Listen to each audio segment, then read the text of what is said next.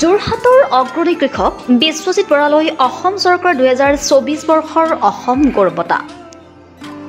যোৰহাট ভগনীয়া গাঁৱৰ বিশ্বজিৎ বৰা এজন অভিযন্তা হোৱাৰ লগতে এজন উদ্যোগী কৃষক। তেখেতৰ কৃষি পামত 500 প্ৰজাতি অৰ্কিড, 500 প্ৰজাতি ঔষধযুক্ত উদ্ভিদ, 100টা প্ৰজাতিৰ বাঁহ, 100 প্ৰজাতিৰ বেত আছে। তেওঁ এখন গ্ৰাম্য বৰ্ষাৰণ্য গঠন কৰাৰ পৰিকল্পনা আছে। তেওঁ বিশেষভাৱে ড্ৰেগন ফ্ৰুইটৰ কৃষি কাৰ্য কেইবাবছৰ ধৰি কৰি আহিছে আৰু ব্যৱসায়িকভাৱে কৃষকগৰাকীয়ে সাফল্য অৰ্জন কৰিছে।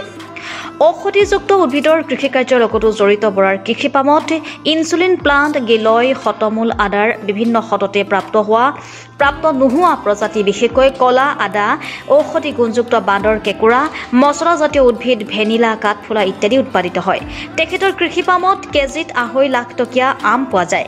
তেওঁ ভাৰতৰ বিভিন্ন ৰাজ্যৰ লগতে আমেৰিকা যুক্তৰাষ্ট্ৰলৈকে ৰঙা বাও ধানৰ চাউল ৰপ্তানি কৰি আহিছে। মীন পালনৰ লগতো জড়িত কৃষকগৰাকীয়ে উত্তৰ প্ৰদেশৰ এটা বিশেষ প্ৰজাতিৰ মহ পালন কৰিছে। যোৰহাটৰ পৰা অনুপম বৰা ৰিপৰ্টাৰ লাইভ অসম।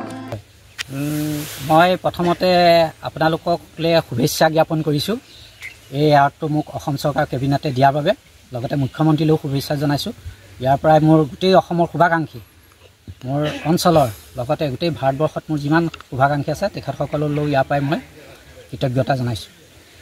যিহেতু ইয়াতে বিশেষকৈ পৰ্যটকসকলে অৰ্কিডসমূহ চাব বিচাৰে। প্ৰায় 500 প্ৰজাতিতকৈও অধিক অৰ্কিড ইয়াত সংৰক্ষণ হৈ আছে, দুৰ্লভ প্ৰজাতি। ইতিমধ্যে এখন মই 100 প্ৰজাতিৰ বাঁহৰ উদ্যান গঢ়ি তুলিছোঁ। এখন বেতৰ উদ্যান আছে, তাত বেতৰ উদ্যান, হাতী বেত, চুলি বেত, খোকা বেত, ৰাইডাং বেত, সেইবিলাক যিবিলাক মানুহে নাজানে সেইবিলাক আছে। আৰু এটা কথা কওঁ, মোক ড্ৰেগন ফ্ৰুটৰ ফাৰ্মিং হিচাপে অসমৰ বা বাহিৰৰ মানুহে চিনি পায়।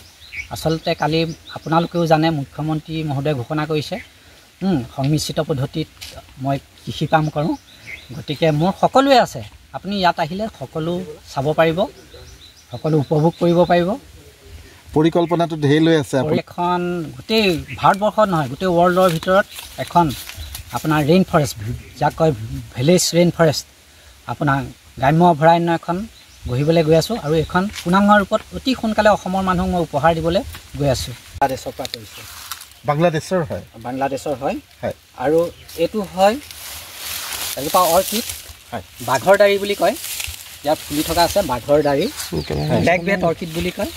বহুত স্পেচিছ, ভাল স্পেচিছ হয়। আৰু ইয়াত যিখিনি আপুনি হাবিবন দেখিছে গোটেইখিনি মানে মেডিচিনেল প্লেণ্ট হয়। এইখিনি আপুনি এইজোপা দেখিব আপুৰুবি, এইজোপা হৈছে ৱাইল্ড আপেল, ক'তো নাপায়। এইজোপা বনৰীয়া আপেল।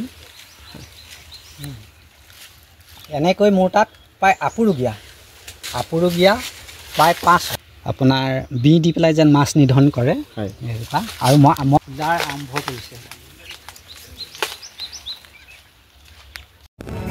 Reporter live Assam.